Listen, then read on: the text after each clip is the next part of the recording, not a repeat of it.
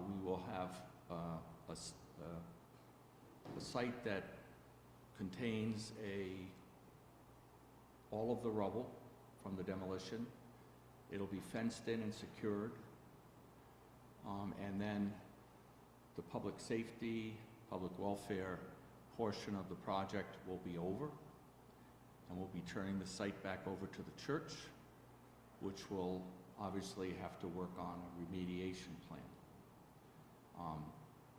for disposal of the materials in one manner or another. And that will involve coordination with DEP and conformance with all state regulations regarding materials such as this. So really the point of today was to answer any of your questions that you might have at this point in the process. Yes, John? Do you have a rough number on how much this demolition and the emergency response has cost the city so far, even round numbers? No. Well, I'd be uncomfortable speculating about a number, but it is definitely in six figures at this point.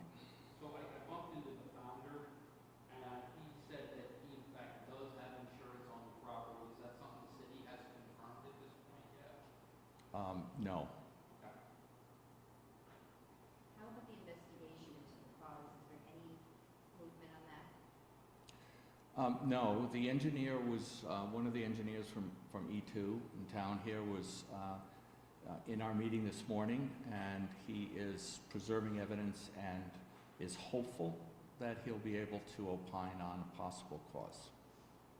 Have you, I know you're in conversation with the church, do they talk anything about possibly trying to rebuild or anything like that? Maybe not to what it was. Yeah, I don't know that they've made a decision on that yet. I mean, obviously, the initial reaction is a desire to rebuild, and that's understandable. So I think that's going to depend on resources, what insurance they do have, and other factors. But I think it's really too early to understand that. We did see them taking some things out of that modern addition out of the back of the building. You're allowed to do that today. Any idea about artifacts or anything else that were in the church itself, or is that, There's one very large crucifix right on the back wall of the sanctuary. They evaluated it. It weighs an enormous amount. They're going to try to recover that before they demolish that back section. They're going to try to get a machine in there if it's safe to do it. That seems to be the last artifact that we could pull out of there. others were already pulled out? Well, we're assuming there's a lot under that's where the tower fell. There's a lot of rubble right there. Was there a timeline when that mesh transformation was going to go up? The fencing? The fence, yeah. If things go the way the city would like it to go, the fence company should be prepared and ready to go as soon as the demolition company is moving off-site. Do you know about when that would be? Towards the end of this week. Mayor, has there been any evidence of an insurance involvement here, an adjuster who's spoken to you, been on site, or you were around? No. And could you address the issue of how the city might recoup the money it's spending in the event that there is no insurance and these licenses turn back up in the church? How do you put that on? Fair question, and you know it's on our minds, but we really don't want to speculate about that now. The church does have an attorney who is working with the council for the city, with the law director, so we're in communications. And, you know, we want to work together as best we can. Can you identify who that attorney is? Oh, you know, I didn't bring his name in with me. I can get it for you. So how does it work with the demo? So once the site's been demoed, it's been screened off, then the property is the responsibility of the church, and then it's up to them to just figure out a way to haul those granite blocks, those piles. That's how it works. Normally they find like a private hauler working with DEP, obviously, and it's up to them to figure it out. Yeah, they'll have to work with DEP on a remediation plan because, under the state regulations, all that material is considered hazardous waste until proven otherwise. The goal here would be to obviously not have to dispose of all of that material in a certified contaminated waste landfill. The goal is to first determine the level of contamination and then to remediate it, and perhaps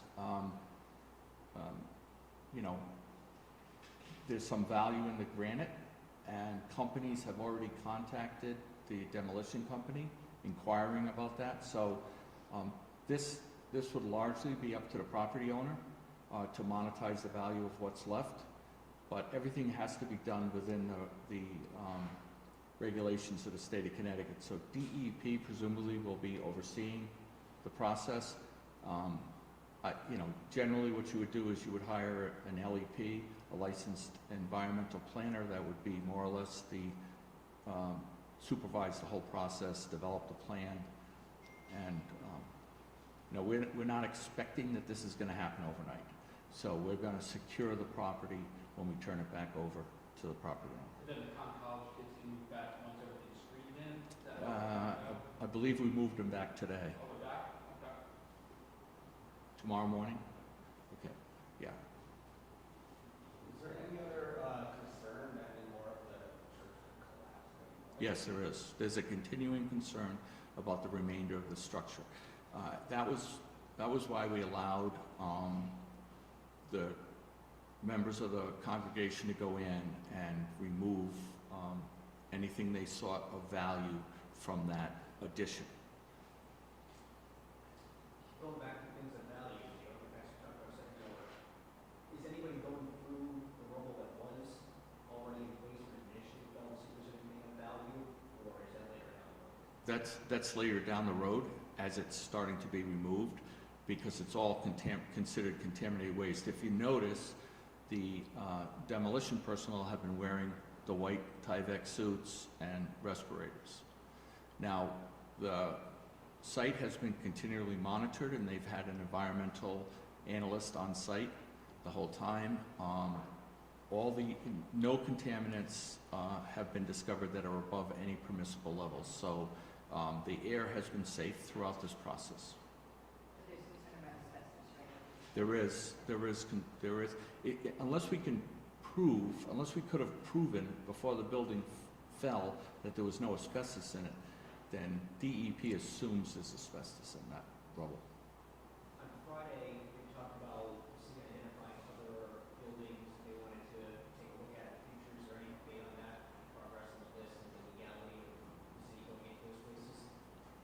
No, I'm not prepared to give you an update on that, but we are developing an internal processes, whether we can work under existing ordinances, the state building code, but we certainly do want, we have a number of properties in the city that we want to either be provided with a relatively recent inspection of the structural integrity, or be able to obtain one from the property owners.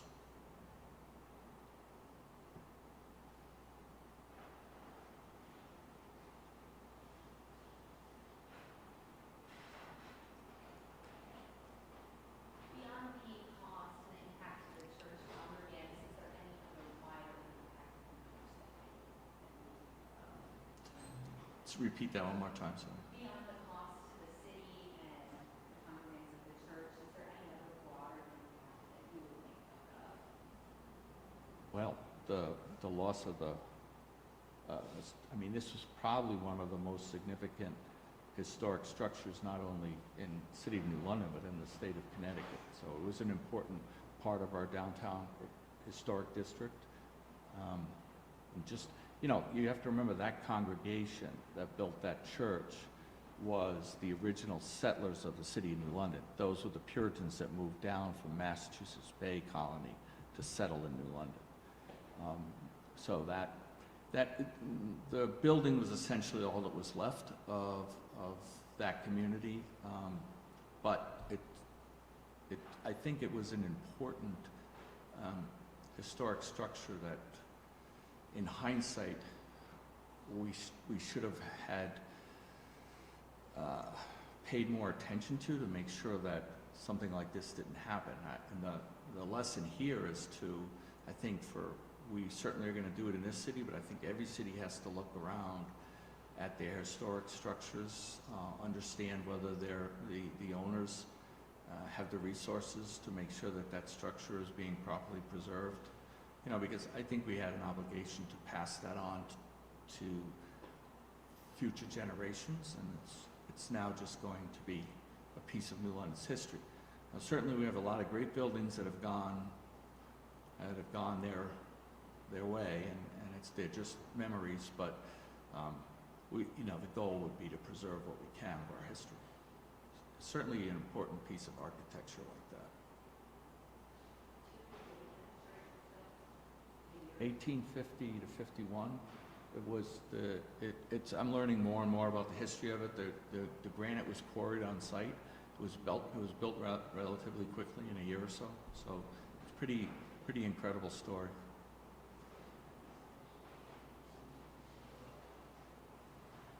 Well, we'll see you all maybe towards the end of the week.